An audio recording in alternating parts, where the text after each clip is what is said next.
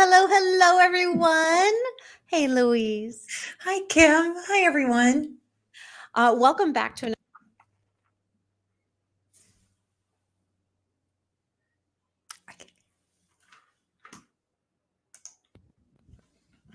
If somebody in the audience can hear me, can you hear Yeah. me now? Now, Okay. She turned me off, friends. She turned my sound off. All right. no, I'm Kim.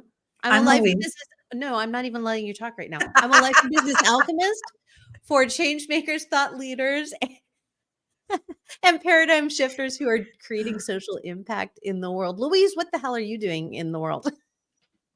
I am making some change as well in the world, all around our own career empowerment. Really helping folks really reclaim the work that we do and having courageous conversations around that. So that's my space right now, and maybe it'll be a different space, but I'm in this sweet spot. I love it. I love it. And we are back from our retreat in Ottawa last week. If you had signed in, we were both actually in the same space when we did a retreat together in Ottawa. And that was really wonderful. But here we are back to the same bat time, same bat channel that we normally are at. Mhm. Louise, what are you celebrating? I am celebrating. So I just did this fantastic delivery of a workshop today for the Manitoba Learning and Development Conference. And so, unbeknownst to me, it is actually the largest L&D conference in Western Canada. And it is growing, and it is exciting to see how important and impactful organizations are starting to see like learning and development and how important human capital is.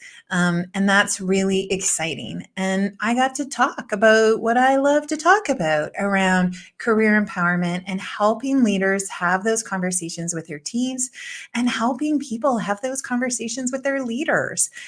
We stay quiet, and it was so amazing to just be surrounded by people who just want to be better humans. And so it was great.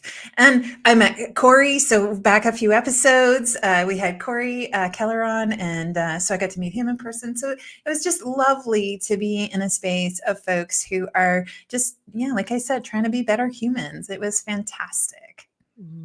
I love that. One that you got to meet one of our guests in person, like that's pretty Fun. sweet.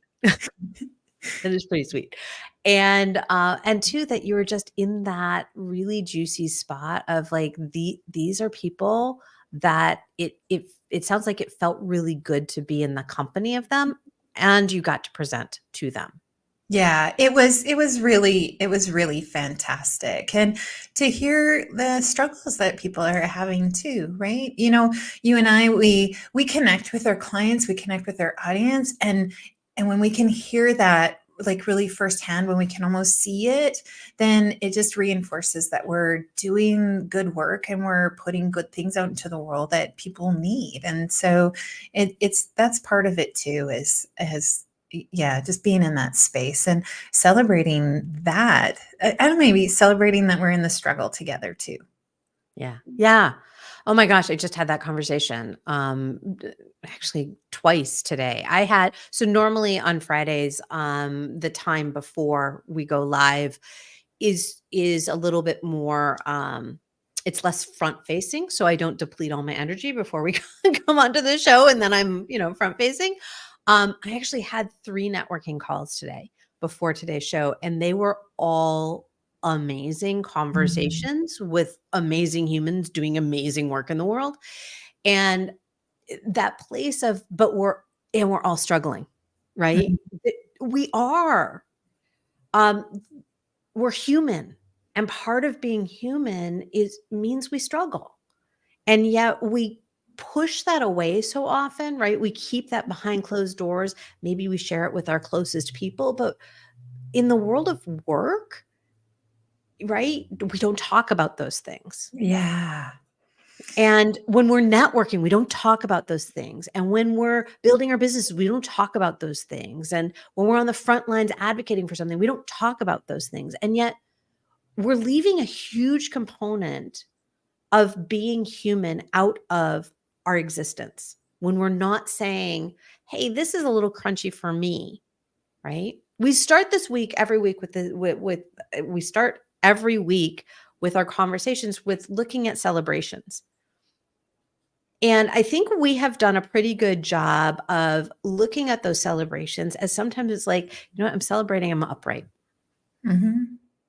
Because it does take into consideration that we do have struggles, that things are crunchy, that they're not always rainbows and unicorns and, beautiful things that we want them to be, because it's not real.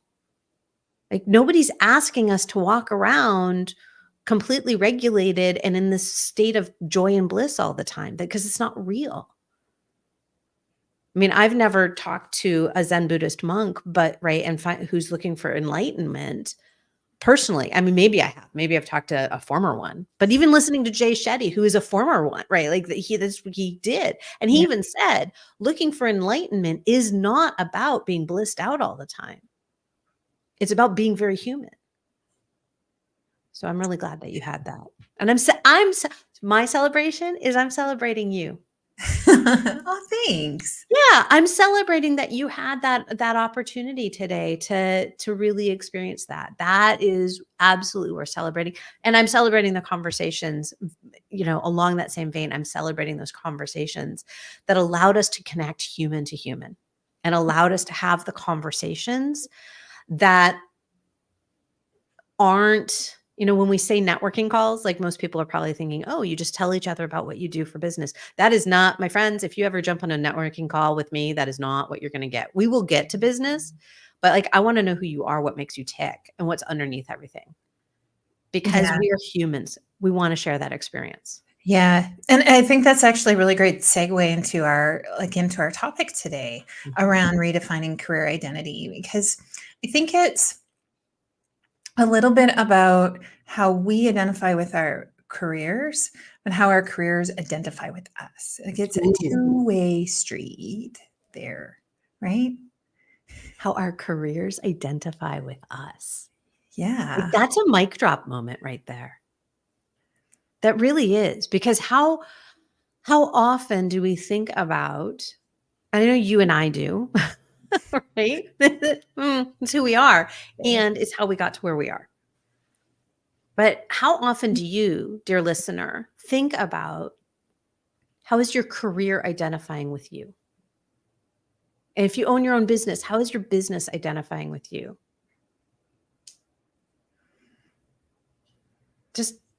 Just give that a thought. Like, where were you when you said that, Louise? Where were you going?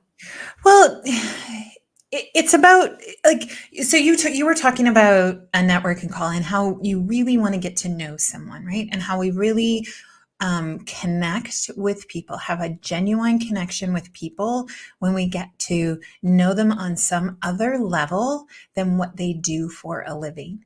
And it is absolutely 100% our default because it feels easy to explain. I'm a data analyst. I'm a business owner. I'm a coach. Right. It's all of a sudden we have this language that all of a sudden we think somebody can identify us with. Right. And so it's our default. And then it becomes, I think, a piece of clothing that we wear. And we get mixed up in that a little bit. And so we talk and there's talk about how we wear that career identity and we can wear that role. And when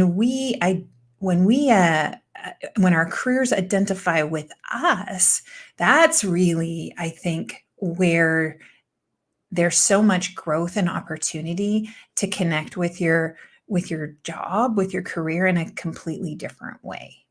Mhm. Mhm. Yeah, I think of this in terms of the work that I do with some of the businesses and some of the nonprofits I work with. I often ask not just the leader, but the leadership team, and then ideally, right, all of the people who are working for that organization. Um, what is your why with being here? Like, what is it about this company? What is it about this organization? What is it about this movement that you've either created or stepped into? Why stay? Right? We all have our own mission, vision, values. And yet we very often don't tie those to the day to day. We lose track of it. So, I started this company and now I need to grow it and get so much revenue and pay my staff and hire staff and pay staff and do this and grow, grow, grow, grow, grow. And when we're working for an organization, right? I have this job, I'm doing this job, I show up and I do my job. But what if it was more than that? What if we had an opportunity to make it more than that? And I'm not talking about like that deep purpose, but like, what Yeah. if that job had meaning in your life? Yeah, it's really flipping the tables, right? Like we often think about what we give to work, right? What is our value, right? What do we give there? And that can quickly become draining and overwhelming because it's like this energy out, right? Like I know folks on the podcast can't see me, but it's like hand waving out, right? And so we do that. And I think that's a story that we carry with us. That's what we thought work was all about. And maybe for a little bit of a time when we're younger, it is about that. It is about, right, where can I go? What can I do? What can I experience? Right. And when we flip the tables on it and we say, okay, but what value does work bring to me? Right. And it goes back to those questions that you said, right? The why and the what. Kim, what prevents us or people from seeing it that way or from getting to that place where, because I think it is actually transformational when you make that shift, but what gets in the way? Well, I mean, the simplest way to say it is fear, right? Limiting beliefs. The fact that we have lost contact with our inner voice, with our inner wisdom. The fact that we are trying to get somewhere that we don't even really know where that is, right? Success. So when I actually think of your son, when you were just saying when we're first starting out, right? He hasn't even gone off to college yet, but Yeah. talking about getting jobs and what is he doing and all of that. But this place of we need it to do something. And very early on, we say, well, I need to get a job because I need to pay the bills, right? That can last a lifetime. I need to get a job so I can pay the bills. I need to grow this business so I can pay the bills. Not untrue, right? We do need some form of income in the society we live in to pay the bills. Absolutely. Yes. And why that job? Is it the only one available? Okay. It may be. It may be the only opportunity available to you in that moment with the skill set of the people that will hire you. I get it. We're living through that right now. Right? And when you think that that's the only thing available, that's where I would say that's a limiting belief.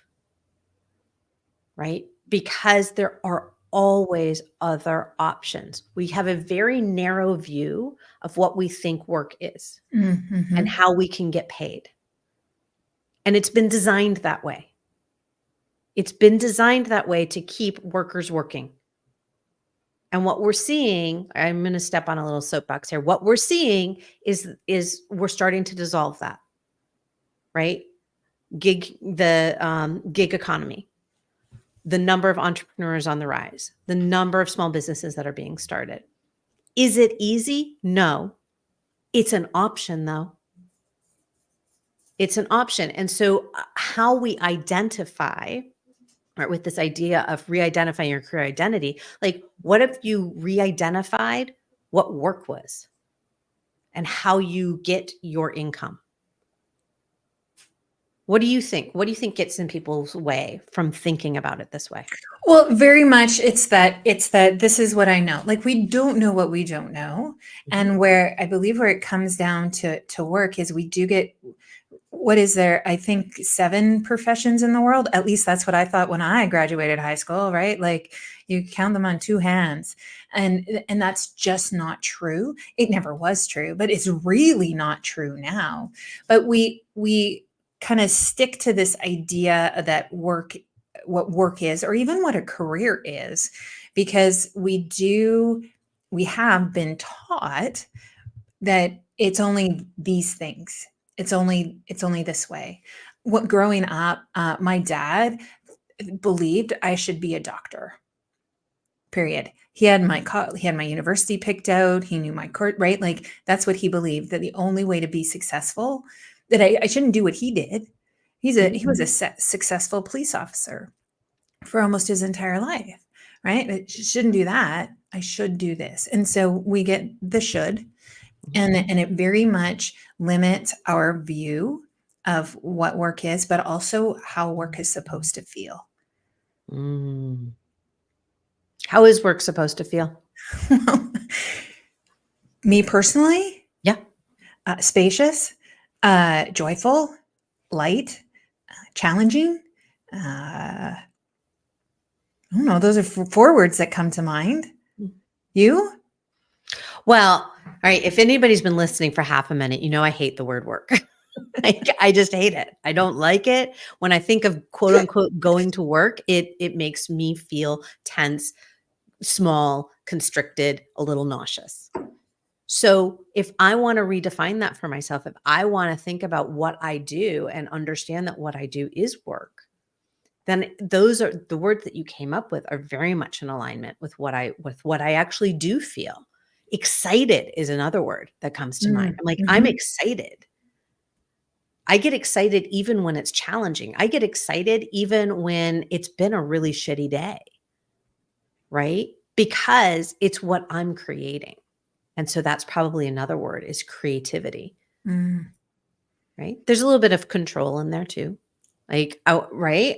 I'm going to own it because that is important to me. I do want some control. It's why I enjoy being an entrepreneur and why I don't enjoy being an employee. Yes, but even at that, and so there's Daniel Pink talks about this around his theory of motivation, and there's 3 components to that. So there's purpose, right? And we've talked a lot about that here on Kick-Ass Careers, right? And we talk to a lot of people who are reconnecting with their purpose and re-identifying their careers with their purpose.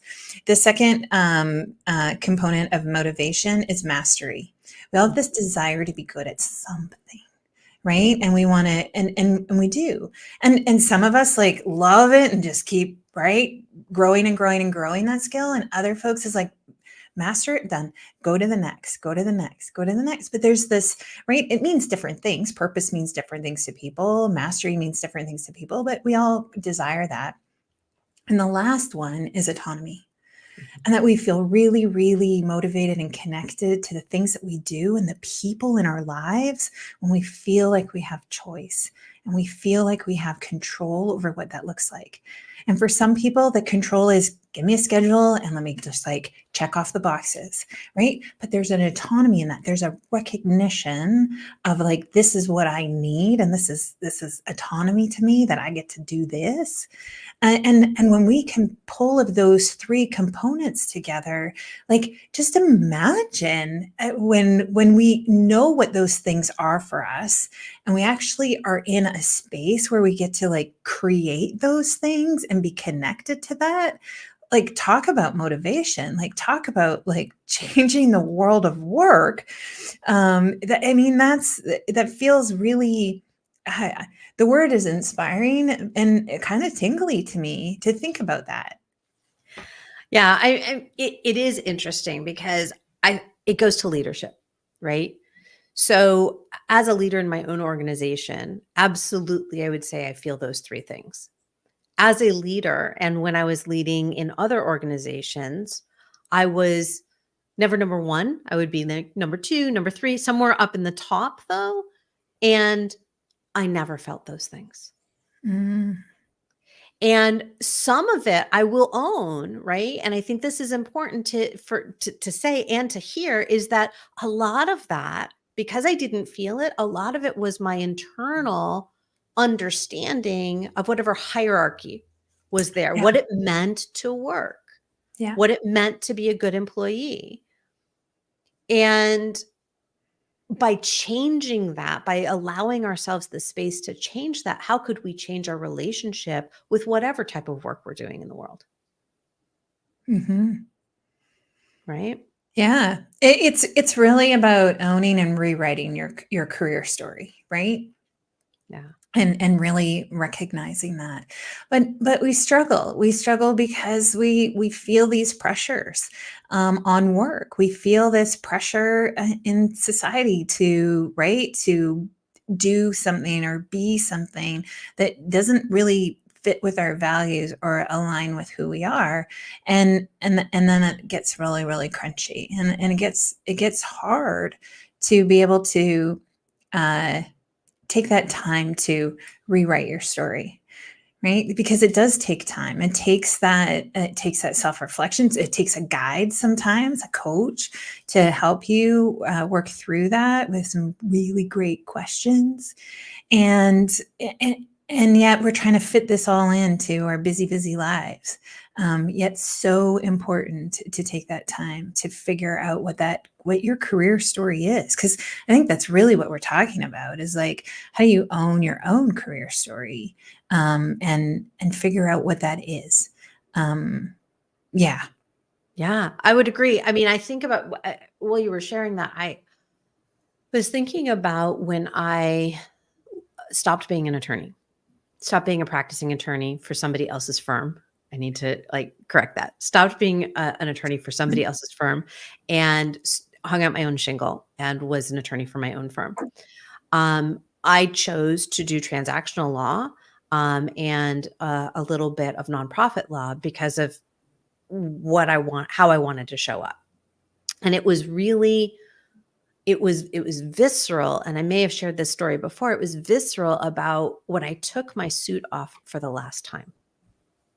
When I came home from work, the last day that I worked for somebody else's law firm, and I took off my suit jacket, it was like pulling a layer off of me that was not mine. It was like if you think about wearing like a really heavy backpack and then pulling that off and feeling the relief and the release from that, with every layer of that suit that I took off, it was more and more of me coming into me. I went back into bad habits with my own practice, right? And showed up very much in that same way, in a similar way, until I could unburden myself again. And that was when I made a switch into the nonprofit community as a nonprofit executive. And then those bad habits came back, and then I pulled those off. And as an entrepreneur, I have gone in and out of that again, right? And it is that definition of who am I in the space of work. When I'm working, who am I? And what I think, right, as I'm sharing this, what I think has become true for me is I am the yes and, right? And because I am for so many things. It's yes, I'm very professional and I like things to be polished, but I will never wear a suit again, and you can guarantee, right, that that's just not going to happen. But I still like things professional and polished Yeah. and flowy. Yeah. Like both. So I love that metaphor of the backpack, right? Because we can actually forget how heavy it is, right? When we are Mhm. carrying it for so long, we just don't even know it's there, right? Sometimes it can get heavier when people are shoving crap in our backpack. All of a sudden, we're like, oh, like my shoulders hurt. I wonder why.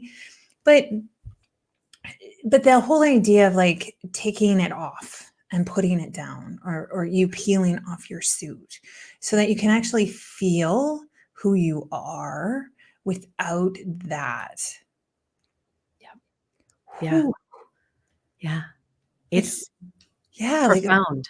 who are you without that backpack, that career identity? That metaphor goes towards just how we show up in life, right? I mean, it's definitely our career, but also I think about, right, all of those thoughts, those beliefs, the stories we carry around with us.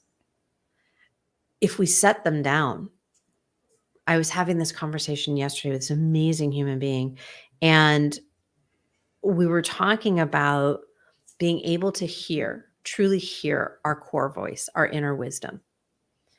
And all of the ways that we thought that we were self-aware at a certain point, right? Oh, I know I'm an introvert. Oh, I know I'm an extrovert. Oh, I know I'm right, whatever. Like we know ourselves so well. And yet when we can put down a story that we've been carrying for, or a belief that we've been carrying for a long time, all of a sudden we get a deeper understanding. We're like, whoa, I didn't even know that was true about me. Yeah, let me understand that a little deeper. And so, yes, it goes 100% to our career identity and to who we are in work. And it goes to our whole lives. Like, set Mhm. that shit down so you can Mhm. actually hear yourself. Mhm. What's a tip, tool, trick, question that can help folks? I think maybe it's the first layer. Maybe it's the suit jacket, not the whole suit. Maybe it's the sweater. Yeah, because you know me, I'm like, let's get that on. Right? Let's just peel it all off. You're like running around. I do that. Yeah. Super vulnerable though, right? Like super scary when you think about like ripping It all is. your clothes off and running through the streets. Yeah. And how can folks take off that first layer or how yeah, more. Yeah, yeah. It is interesting because I am a like just rip the whole damn thing off at once kind of person. It is that first layer is about stopping. That first layer is about stillness. Um, when we are constantly in motion, you mentioned our busy, busy lives. We do. We have very busy lives. And a lot of that busyness is distraction. It's distraction from what we don't want to take accountability for, we don't want to take responsibility for, what we don't want to deal with. And that's everything underneath that first layer. So we're not even talking about the suit at this point. We're talking about your coat, like, Mm. right? Your Mhm. overcoat. That's the coat that goes over the coat. It Yeah, is. for your suit. Yeah. And that first place is stillness Mhm. because we have to not constantly have the barrage of noise and the barrage of distractions to be able to hear anything Mhm. that's coming from within us. So even before we get in touch with, well, who am I? It comes from a place of stillness. How about for you? Do you have any thoughts? No. Like, let's just be honest. Because that's really like the core of it, right? Like we get so wrapped up in our whole lives because I think we're not just talking about our career identity here today, right? We are talking about who we are and how we show up in the world. Our career happens to be something that fills a big part of our lives, right? 90,000 to 115,000 hours of our lives, actually. And so it's a big part of it. And yet it's more, right? And I often talk to my clients too about, it's like how you do one thing is how you do everything, Mhm. right? And if you are struggling with something in your career, because that's why you come to me, it's not long before we understand that it's more than that. It's something that goes so much deeper. And that's why that stillness piece and then that self-evaluation piece that you and I talk about so much is like we can't do the work until we do this work, Mhm. right? And really understanding that who you are without the backpack, who you want to be without the backpack, and then unpacking the backpack. Mhm. Yeah, because what we're really talking about is stop, listen, and heal, Mhm. right? Because the unpacking is part of the healing process. Mhm. And it's not fast, it's not easy, it's not always comfortable, it's not always pleasant. Sometimes it is. But the healing is then what allows us to make those changes, to redefine ourselves, to redefine our career identity, to redefine who we are in relationship to others, to redefine how we want to show up in the world. Mhm. So if we're feeling like we're not fulfilled, if we're feeling like we're not able to access joy or pleasure on a regular basis, those are really good signs that there is some deep healing that is needed. And the first step is that place of stillness. Stop. Just stop. And in that stopping, right, is an opportunity to just quiet yourself, right? Even before you listen, just stop and quiet yourself and see how long you can stay quiet. If stuff comes up, just let it come up. Don't have to do anything with it. Just be quiet with it. Yeah, I giggled a little bit because I know too. It's this. We come from a loud world, Oh, right? too loud. Very, very loud. And we are distracted in all kinds of places and spaces. And I think about my journaling practice in the mornings, right? Because I can sit down with a cup of coffee, a notebook, and a pen, and it is meant to be 45 minutes of like journaling. And 5 minutes in, I'm like, what's my phone? Like, or I need to research something or something I'm journaling about. It was like, ooh, that's interesting. Like, what's out there in the world? And like I need to go to the Googleverse to find it. Like, because I have this desire and this need to know, and yet do I?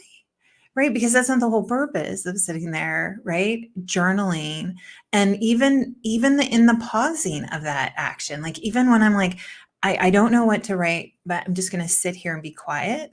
There is anything but stillness in my head.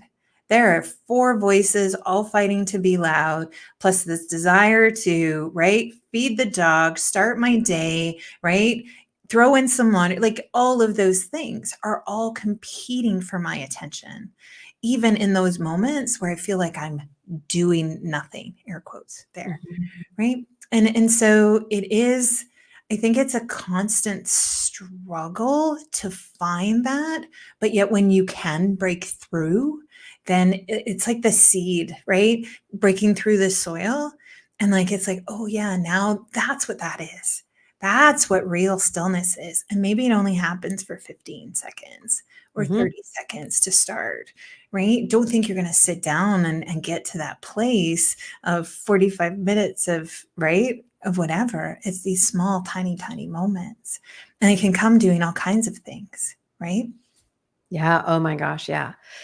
It's a practice. And the reality is that when we come to stillness, right? And could we be talking about meditating? Sure. Could we be talking about journaling? Sure. Could we talk about sitting and staring out the window or staring at Mhm, the wall or staring at your feet, whatever it is? mhm. Yeah, that's what it is. It's just coming to stillness. Practiced, very well versed meditators who do this in a different way will tell you the thoughts don't stop. It's not about stopping the thoughts. It's about stopping the noise. And those are two different things. Because the noise comes from our attachment, right? That place of, ooh, let me go research that. Mhm. And in our minds, if we're not actually going and picking up our phones or going to our computers to go research something, we start researching it in our brains because we attach to a thought. The thoughts don't stop. Coming to stillness means recognizing that a thought is passing and just letting it pass. Mhm. Healing comes from feeling something very deeply and just letting that feeling exist. And that is a freaky, freaky place for a lot of people. Like, right? Yeah. When I had to learn how to do that, it was like, what do you mean just feel the feel? Like that doesn't seem productive, right?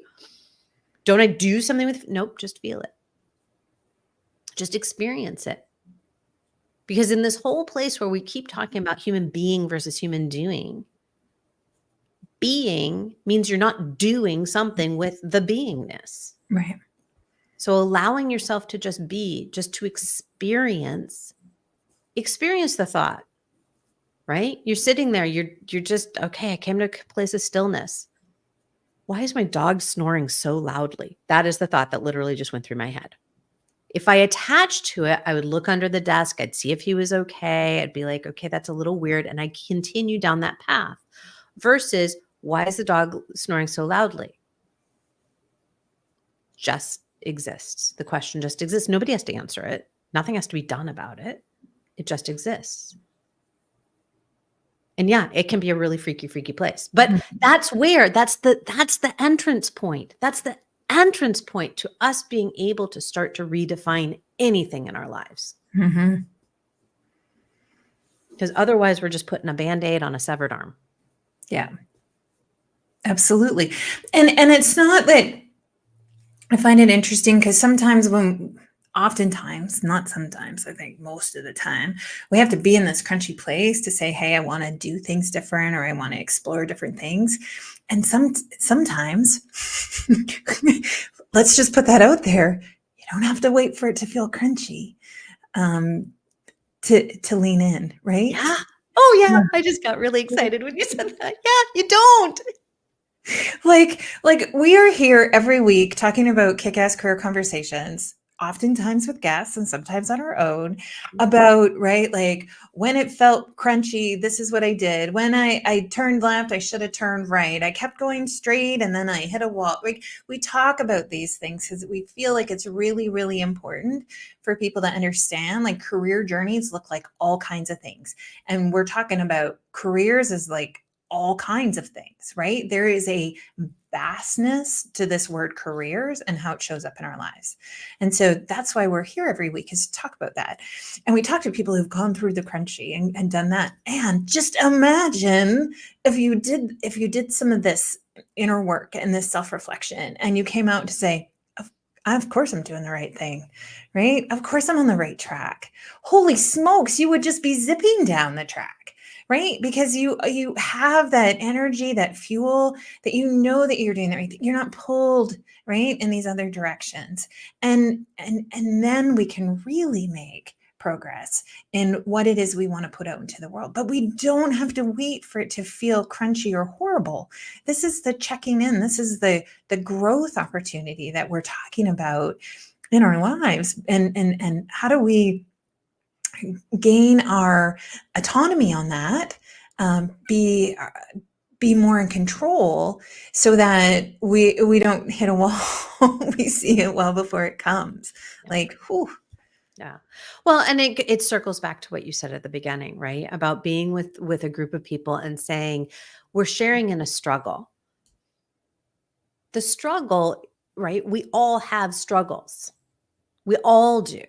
And yet it doesn't have to hit that crunchy spot, to your point, before we go, something just needs a check-in. I just need to check in here. And that, again, is that place of stillness. Just check in.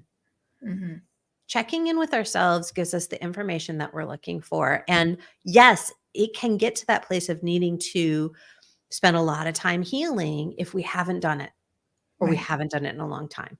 Yeah. It gets faster the more we practice. Yeah. Yeah.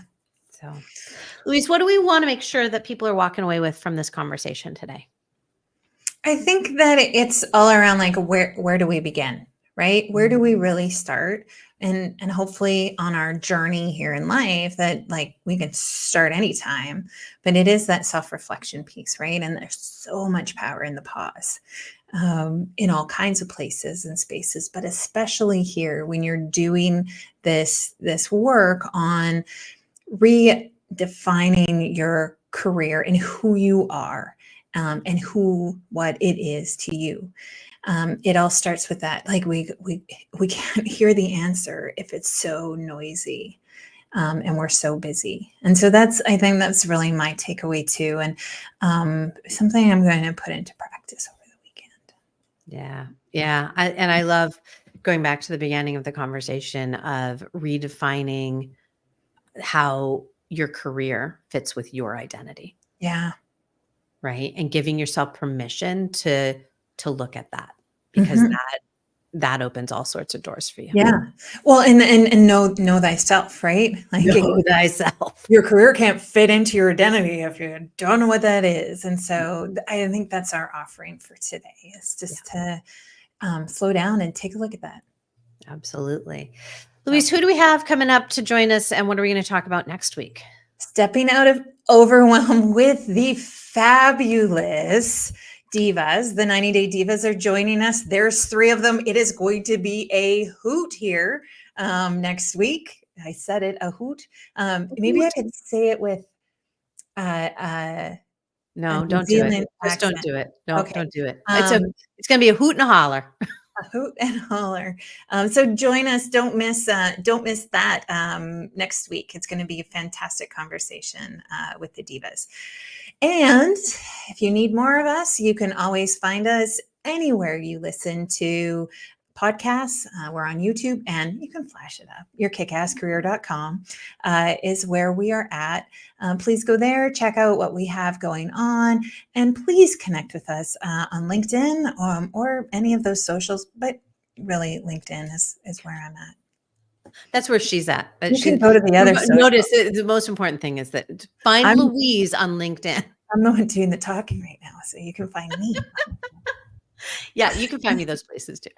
Um, I'm everywhere as the You Kim are. Raymundo. I am You are. everywhere. I am everywhere. And come play with me, because that would be awesome. And if you want to have a networking conversation that is really about creating conscious conversations, right? You were talking about courageous conversations. Mhm. Just a little shout out that I do that once a month. I have a free container that you can join us. So drop me a little note and come join us, because it's fun to play. Love it.